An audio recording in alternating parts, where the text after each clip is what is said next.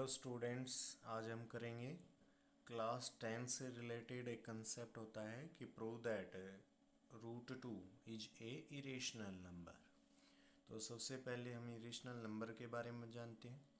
Irrational number वो number होते हैं जो हमारे रेशनल नहीं होते, यानी कि इरेशनल नंबर की एक डेफिनेशन जो है आपको बेसिक में बताई थी कि that number which are not rational are called irrational number. यानी कि हम इरेशनल नंबर के बारे में पढ़ रहे हैं तभी हम जो है रेशनल के कंसेप्ट अप्लाई कर रहे हैं। अगर वो रेशनल नहीं है तो इसका मतलब वो हमारा क्या है, irrational number. Same as it is concept इस जो है क्वेश्चन के अंदर लगाएंगे।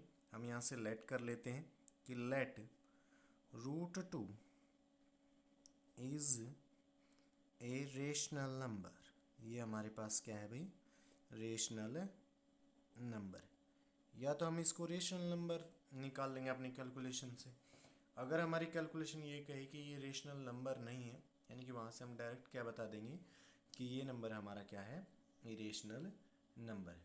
First of all rational number को पी अपॉन में क्या की फॉर्म में लिखते हैं, तो यहाँ से हम क्या लिखेंगे कि root two is equal to A upon में बी। भाई पी अपॉन में क्या की फॉर्म में लिख लिया गया है। अब ए अपॉन में बी जो हमारे पास नंबर होता है रेशनल नंबर के अंदर, ए एंड बी आर को प्राइम नंबर। ये हमारे पास जो नंबर होते हैं वो नंबर होते हैं हमारे पास को प्राइम नंबर होते हैं। इसके अंदर जो है रेशनल नंबर की वो प्रॉपर्टी भी अप्लाई होती है कि क्याउ does not equal to zero. आप कहोगे कि सर आपने तो ये बताया था कि इंटीजर नंबर होता है। बिल्कुल होता है इंटीजर नंबर, पर इंटीजर नंबर सोल्व भी हो सकते हैं जब आपके पास पी अपॉन में क्या की फॉर्म में वो नंबर हो और वो कम्प्लीटली सोल्व होना बंद हो जाए, यानी कि वो आपस में डिवाइड करना बंद हो जाए, सिर्फ वन से ही डिवाइड करे एक दूसरे के साथ, यानी कि हम उसको बता सकते हैं कि ये स्पेसिफिक टाइप होगी नंबर्स की जिसको बोला जाता है को प्राइम नंबर। अब इससे आगे कंसेप्ट को स्टार्ट करेंगे। तो भाई रूट लगा रखा है इसके अंदर, तो रूट को अगर हटाना है तो हम क्या करेंगे, स्क्वेयरिंग बोथ साइड। भाई हमने यहाँ से किया स्क्वेयरिंग बोथ साइड्स। भाई रूट टू के ऊपर होल स्क्वेयर आ गया, ए अपॉन में बी का होल स्क्वेयर। भाई स्क्वेयर से रूट कैंसिल हो गया, यानी कि टू इज इक्वल टू, अगर हम इस स्क्वेयर को सोल्व करें तो ए का स्क्वेयर अपॉन में बी का स्क्वेयर। अब देखो क्रॉस मल्टीप्लिकेशन करवा दो, यहाँ से जो है बी जो है मल्टीप्लाई होगा टू के साथ, वन मल्टीप्लाई होगा ए स्क्वेयर के साथ, यानी कि कंडीशन क्या होगी भाई, टू मल्टीप्लाई बाई बी का square is equal to A square. अब ये दोनों एक दूसरे के इक्वल हैं तो हम इनकी जगह चेंज कर सकते हैं। इसको लिखा गया है इस तरफ ए का square is equal to two B का स्क्वेयर। इसको हम डाल देते हैं भाई इक्वेशन नंबर फर्स्ट। अब देखो ज़रा ध्यान से, मान लो हमारे पास कोई भी नंबर है, जैसे ऑलमोस्ट मैं एग्जांपल लेके चलता हूँ सिक्स का, और सिक्स की कहीं ना कहीं कैलकुलेशन भी एक्यूरेसी के साथ मैच कर रही। मान लो कोई नंबर सिक्स है, इसको हम क्या लिख सकते हैं, टू मल्टीप्लाई बाई थ्री। बिल्कुल लिख सकते हैं।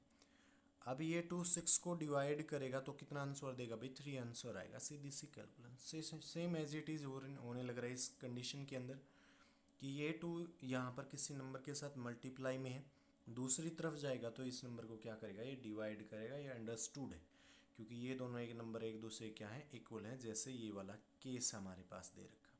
सेम एज इट इज़ हम इसको लिखेंगे कि ए square is divisible bye,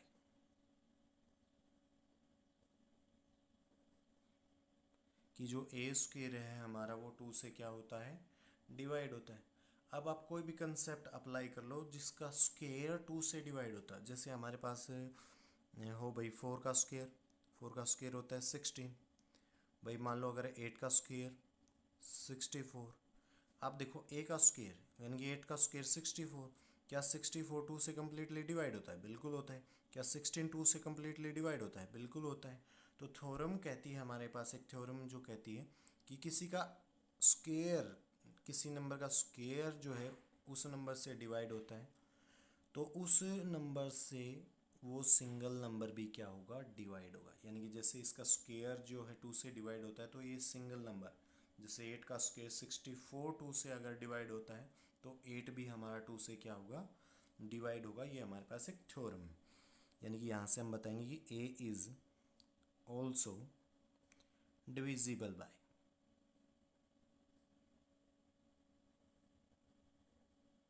bye 2। अब ये कंसेप्ट तो हमने पढ़ लिया कि भाई किसी का स्क्वायर हो नंबर का तो वो डिवाइड हो गया, तो वो नंबर भी क्या होगा उस नंबर से, 2 से, जैसे हमारे पास 2 है तो 2 से क्या होगा वो डिवाइड होगा। फिर अब हमें कैसे पता चले कि वो 4 का ही स्क्वायर है, हमें कैसे पता चले वो 8 का भी स्क्वायर, वो तो कुछ भी हो सकता है। जैसे मान लो 4 का स्क्वायर है या 4 है, 2 से 4 को काटेंगे तो 2 आंसर आएगा इसका। अगर 8 है तो 8 को 2 से काटेंगे तो 4 आंसर आएगा। 16 को काट रहे हैं तो 8 आंसर आएगा, यानी कि कुछ भी हो सकता है। अब हमारे पास कोई नंबर फिक्स थोड़ी ना बता रखा कि ये नंबर है, वो ऐसी तो कोई कंडीशन नहीं है, तो वो कुछ भी आ सकता है। तो यहाँ पर जो ये रिजल्ट निकल के आ रहा है इसको हम क्या मान लें, सी मान लें। यानी कि जैसे ये कंडीशन है 2 इधर जाके इसको डिवाइड करेगा लेफ्ट हैंड साइड की तरफ जाके, 2 अपॉन में जो है 6 अपॉन में 2 और 3 आंसर आ गया इज इक्वल टू 3। वही तो लिख रखा था हमने, सीधी सी calculation, same as it is. अगर ए को हम डिवाइड कर रहे हैं 2 से तो ये काट के कुछ ना कुछ आंसर देगा, वो इसके इक्वल होगा, सीधी सी बात है। तो हम इसको डिवाइड ना करके वापस इस तरफ ले जाके क्या कर दें, मल्टीप्लाई को कर दें, बस उसको अप्लाई किया है। यानी कि ए इज इक्वल टू किसके इक्वल आ गया भाई, 2 मल्टीप्लाई बाई सी, और सी को हम क्या बता रहे हैं, सी इज एनी इंटीजर नंबर। यानी कि ये कोई भी क्या हो सकता है, इंटीजर नंबर हो सकता है। इंटीजर नंबर वाला केस आया है इसके अंदर। इंटीजर नंबर क्या होते हैं, वो नंबर जिसके अंदर पॉजिटिव भी होते हैं, जिसके अंदर नेगेटिव भी होते हैं, और उसके अंदर क्या होती है भाई, जीरो भी क्या होती है, इंक्लूड होती है। ये सारे के सारे नंबर क्या कहलाते हैं, इंटीजर नंबर। इससे आगे हम प्रोसीड करेंगे। अब हमारे पास ये फर्स्ट जो इक्वेशन थी वो तो स्क्वायर में दे रखी थी, अब हमारे पास ये रिजल्ट आ रहा है तो सिंपली लिख रखा है, इसमें कुछ अलग तो है नहीं। तो इसको किस में चेंज कर लो भाई, स्क्वायर में चेंज कर लो। क्या करो भाई, स्क्वेयरिंग बोथ साइड। हम यहाँ पर क्या करें भाई, स्क्वेयरिंग बोथ साइड्स, हम दोनों तरफ स्क्वेयरिंग का यूज कर रहे हैं। तो हमारे पास भाई केस स्टडी के अंदर क्या बन गया, यहाँ पर स्टेटमेंट क्या होगी कि ए का स्क्वायर इज इक्वल टू भाई 2c का स्क्वायर अगर हम करेंगे तो ये हमारे पास हो गया 4c का स्क्वायर, और इससे इक्वेशन नंबर डाल दो भाई 2। इक्वेशन नंबर 2 हो गई यहाँ से। Equation number 1 and equation number 2 अगर हम इन दोनों को कंपेयर करें, कंपेयरिंग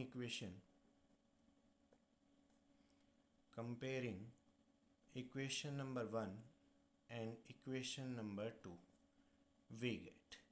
अगर हम इक्वेशन नंबर 1 और इक्वेशन नंबर 2 को कंपेयर कर रहे हैं एक दूसरे के साथ, तो ए स्क्वेयर 2b स्क्वेयर के इक्वल है, यानी कि 2b square is equal to किसके इक्वल आ जाएगा, 4c स्क्वेयर के क्या आ जाएगा, इक्वल आ जाएगा। अब देखो लेफ्ट हैंड साइड की तरफ 2 मल्टीप्लाई में इसको राइट हैंड साइड की तरफ लेके जाओगे तो डिवाइड हो जाएगा।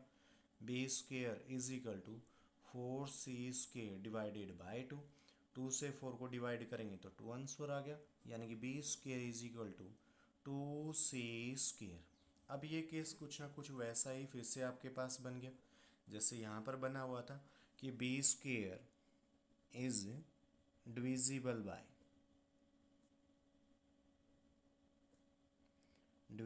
बाय 2। तो हमारा जो है बी भी क्या होगा, अगर किसी नंबर का स्क्वायर 2 से डिवाइड है तो वो खुद नंबर भी 2 से क्या होगा, डिवाइड होगा। So B is also divisible by 2, तो बी भी हमारा 2 से क्या होगा, डिवाइड होगा। और हमने क्वेश्चन की जब शुरुआत की थी तो हमने क्या बताया था, ए और बी को, ए और बी को हमने बताया था कि ये तो को प्राइम नंबर है, और को प्राइम नंबर तो सिर्फ 1 से ही डिवाइड हो सकते थे। ये एक ऐसा पेयर है ए और बी का जो सिर्फ 1 से ही डिवाइड होता है और किसी नंबर से नहीं। पर हमने तो यहाँ पर 2 को बता दिया कि ए जो है 2 से भी डिवाइड होता है और बी भी जो है 2 से डिवाइड हो रहा है, यानी कि इसका मतलब ये हमारे पास है जो हमने अज्यूम किया था, मानना था कि रेशनल नंबर है, ये तो गलत हो गया। यानी कि यहाँ पर हम क्या लिखेंगे, आवर अजम्पशन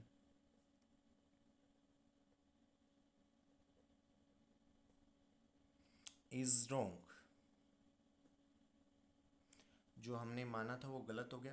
कारण क्या है उसके पीछे, उसके पीछे कारण है कि A and B have 2 common factor.